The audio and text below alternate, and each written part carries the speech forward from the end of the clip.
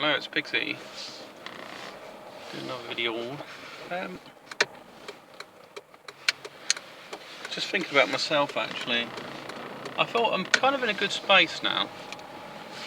I care, mainly I'm focused on myself. And it's realising that it's okay to be selfish. You don't have to please everyone. People might expect you do, that's the thing. If you're quite a nice bloke, then it will do. And it's not that you're trying to be cold, but you just have to be quite focused on what's important. You realise that, possibly I've realised that I think men have been drilled out, a lot of the masculinity has been drilled out of them. Maybe other sexes as well. You know, it could be that they consider it's too feminine, so you can't do this and can't do that. And that's possibly quite true as well. Like you've got what a feminist represents, and it's a bit of a mixture. So shouting certain goals or beliefs, but they don't always add up. And you have to fall into these schools of thinking, like, there would be maybe a vegetarian, you might get some people screaming at the top of their lungs. Like people that be killing animals and all these sorts of things. I don't know, there's a lot of stuff we see on Alex Jones. People that seem to be extremely focused. But I mean, feminist to me is a woman who knows herself very well. She's very intelligent. She's able to have a strong debate. She's a leader. She's maybe an alpha woman. That's probably it, an alpha female in some way. That represents something more feminine. In the same way that a masculine, maybe an alpha male, they're strong, they know themselves, they're comfortable in themselves, they kind of have power, but they try not to use it, or they try not to use it in a destructive way, but they're capable of making certain decisions. And these are kind of things that you feel, more strongly attractive traits in maybe to the sexes. But there's also stuff that goes on where there's a kind of, in the background, back of people's minds, there's a battle. And the battle is what kind of influence they might have over you and stuff like that. And it works both ways. So men might be kind of, men might try to dominate a woman maybe. And in the same way a woman might try to put like a feminine charms. And it's interesting because both of them, what they're seeking is a form of validation. And what happens is, from my sort of studies, see, I stopped validating, and I've had a few people, and what they do is they go, cheers love, and all right, sort of darling, and all this sorts of things, depends where they're from, they use, but they're using it in these are people from work, so they're kind of making it less professional. And it's not because necessarily they got some attraction. What they want to see if they got some kind of leverage over me, and the less leverage they have, the more they try. And I noticed this before. And somebody goes, "All right, darling, you're right, yeah." She's a nice person, but the thing is, I haven't played into that because I didn't really feel like giving out all these messages, like I'm confident around my sexuality. It's I don't mind saying darling and love. I just can't be bothered at the moment. I'm concentrating on myself, and I think that plays into this validation stuff as well. So it's picking up a different response because somebody thinks they're attractive and you go, "All right, darling," they want you to react a certain way. If you don't, they think, "Whoa." And then they're more curious. Think, why doesn't that person react? What's holding them back? Why aren't they reacting in a particular way? I've had stuff like this before where I don't know, they thought I was shy, or face would turn red. It wasn't that. I had an alpha boss, but she wasn't. She certainly wasn't a feminist, and she was very aggressive. So I had this kind of. I was under a lot of pressure at work, and that was it really. But I wasn't embarrassed at female attention, and some of these girls thought I was in the office, and so they'd play some games. Like they had this group picture, and this woman put her hand around my waist, or was it some other office, and said, and this woman pinched my ass. And you know, if I did it to any of the females there, they would absolutely flip out. Because they're female, it's a part of their charm, and so it's a characteristic. Like, you know, they're kind of they're showing that they're confident in a certain way, but they're also showing they've got a certain feminine power, and the power is how it manipulates men. Men's minds are easily affected by things, and we're kind of this idealistic. We hold on to certain values and ideals, and we're more caught up with this. It may be because of where our mums raised us. They raised us what they thought that men should think like, and what's happened is that we believe in princesses, we believe in having families and family commitments, and that we should work, that we are the providers, and things like that. And sure, we should be generous and providing. I mean, there is noble qualities in the sexes, and I can only really speak about certain qualities in men because I am a man, but there's ones in females obviously as well. You know, like females, I think for females it's good health, things that reflect good health are actually quite attractive. Men seeing that, and values that they consider very family orientated, they're quite attractive. But then there's other sides of it as well. Somebody who's able, like say, in a certain amount of level of independence, they have a clear understanding of their identity.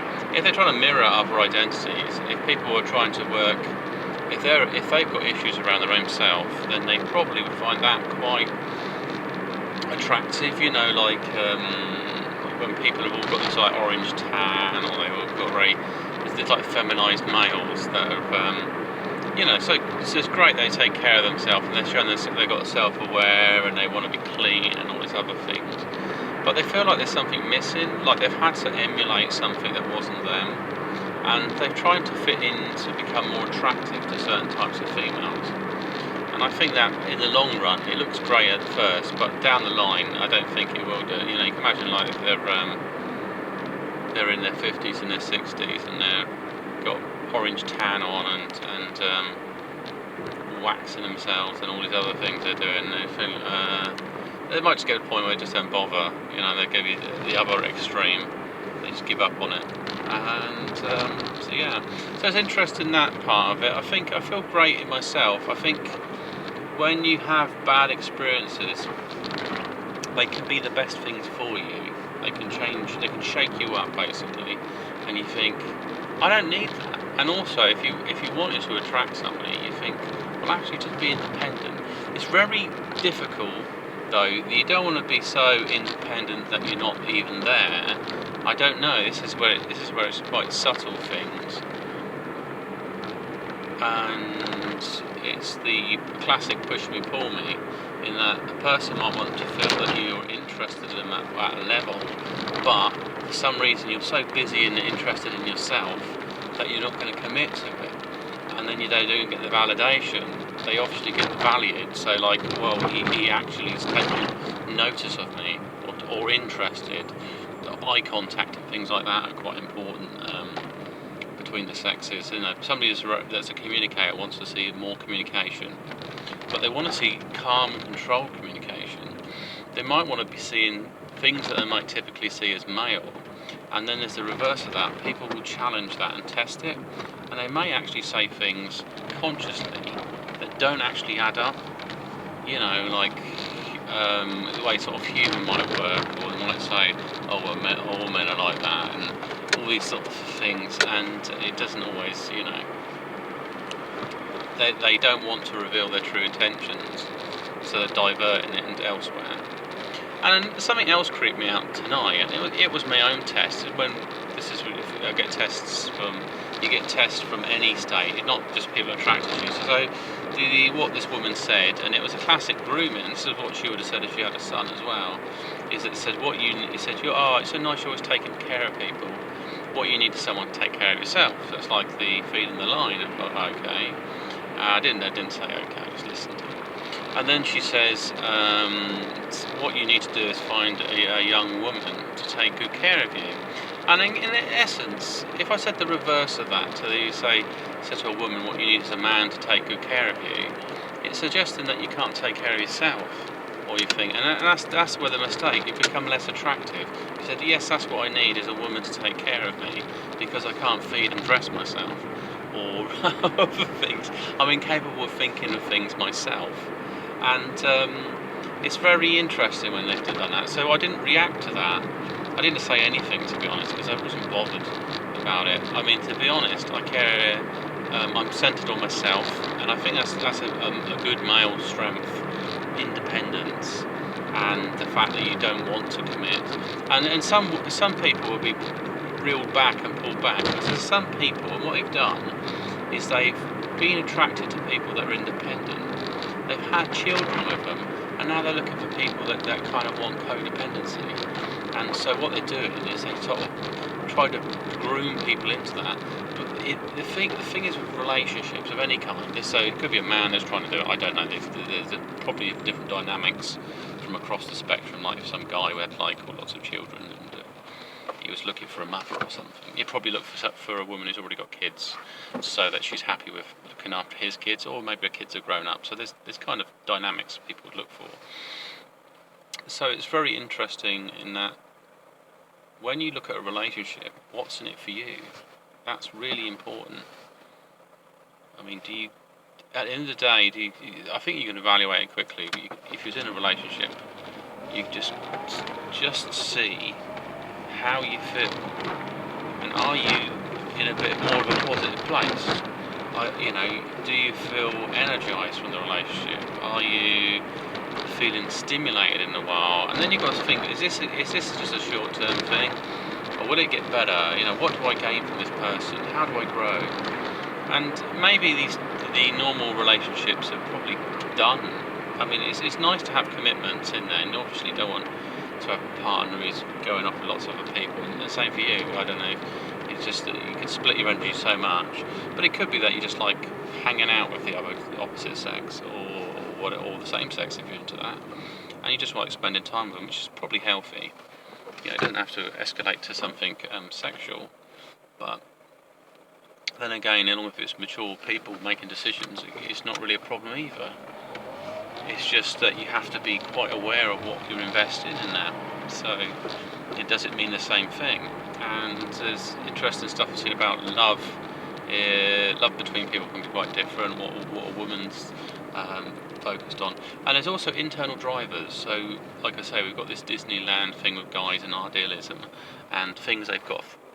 Probably their mums told them, like, you should always hold a door open for a woman. And then you've got a group of people that say if you hold a door open for a woman, you're insulting her intelligence or something. So then you get end up mixed up with these different messages that don't actually add up. Like, so what should I do? So what you need to do is read the body language, and then you show that what you're showing is control. That's really what manners are showing. So I've got this energy, and so what I've done is I decided to show you respect, and manners is showing respect to the other person. That's how it should be working. It's not domination. Like, I open the door for you because I can, and therefore you should be grateful. Because people that are not, they just think. But it also validates some form of body language communication. It's in the same way it's respectful to say, "Oh, hello," and say nice things to somebody. If you start rather than shout at them, "Boy, shouldn't you do this and shouldn't you do that?" There's different way it works. So the language is different, even the tone of the voice. Some people might do stuff as well, and I didn't validate this woman when I paid for my petrol, right? So I said, paid petrol, I wasn't looking at her, and she made more effort into the communication because she required me to have some type of reaction. But once she's got that, then she doesn't have to be interested anymore. She feels like she's recognised in society in some way. Like, as a man, I've suddenly given her this extra respect. Because, like, oh, would you like a receipt? That's okay, thank you. Sort of like put into this extra energy into the communication. So I said, no, that's fine, thanks. And I just walked. But I didn't give her a load of eye contact. But you could start with eye contact, and yet again, that probably creates the push me, pull me. Like, you're interested, but equally, if you give someone contact with you, and you look at them, and they don't like you, then they're obviously going to make no effort to reciprocate any of that sort of stuff. But if you kind of noticed them and you look focused, basically you take a reading of someone's soul, basically from their eyes, so you can see that they're interested and they're able to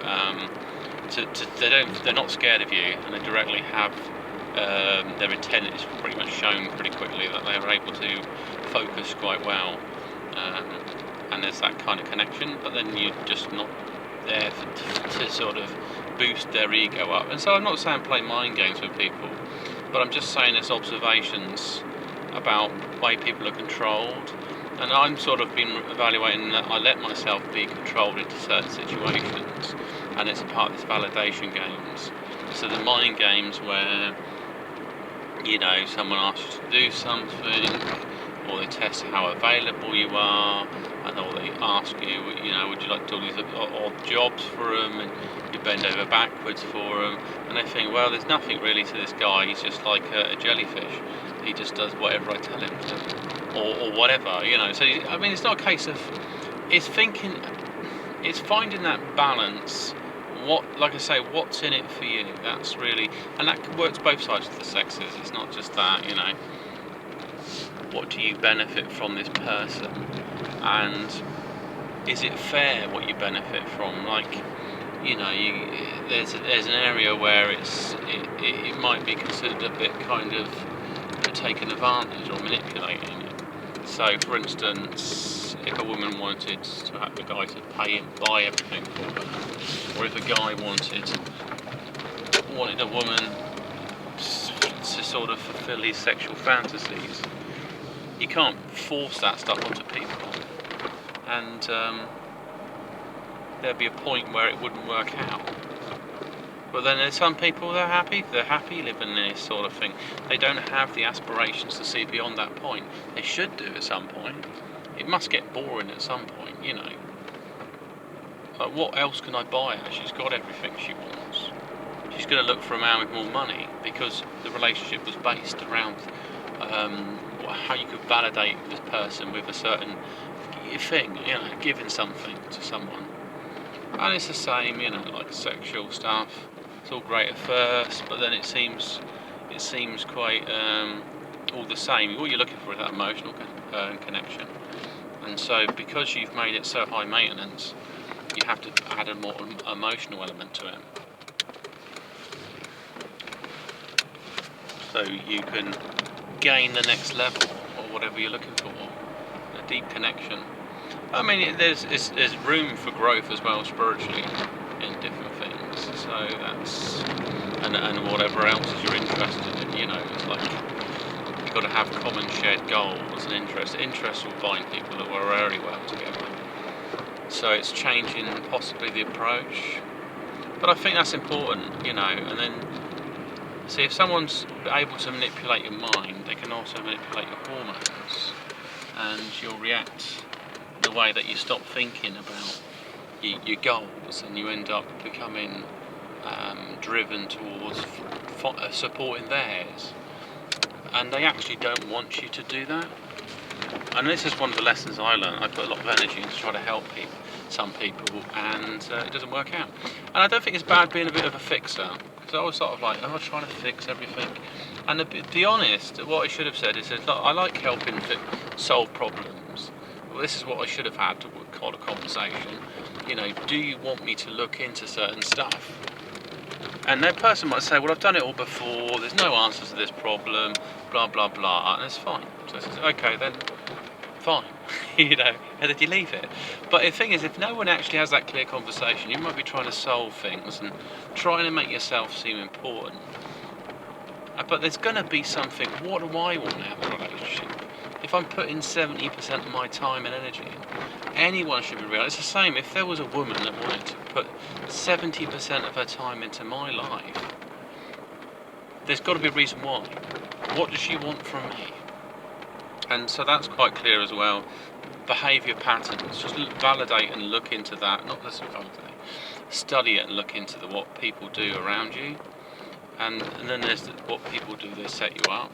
So they're very nice at first, and then they give you things, and then they pull back, or they give you things you don't want. that's another trick that happens. Is you know, like somebody will give you something that's sort of old, worn and used, or something they don't want, they want to chuck away, and they thought, oh, I thought you might like this, but it might not even be anything you want. But as a bloke, because you're like courteous and kind, and you're told to sort of like receive gifts, and the actual idea you receive the gift from somebody you might like, and they know that. You just played straight into it, and then you end up like a pile of books or something, or you'll have some stuff, and you're thinking, why did I pick that up and take that with me? You know, you think, well, it's because you like to feel like you're useful. But all you've done is made yourself look like you're able to compromise your values to please another person. So, what's the best answer to that one? Just say, well, I've got to be fair, I've got enough of them, but thank you for the offer, and then turn it down. And then they have to think, well, maybe if I want him to get him on side, I've got to get him something he's actually interested in. You know, and that's really how it works, I think. So I'm sort of glad I'm in this new headspace. And I've done a lot of psychology stuff, so researching things and just have a set plan. I think the more dependent you are as a man, the better. And I think the other thing I mentioned is that we've got these internal drivers. So for women, they're very focused on protecting their children. And if you support that structure, you'll be kind of in there. But ultimately, you might only be on the fringe. You know, some men, when you have step relationships, you kind of feel close to the family, but never quite part of it. And that's why, because there's an inner circle that you are not part of, and that's something you just have to accept. And I think that goes both sides of the sexes. Anyway, let's pick this side off and speak to you soon.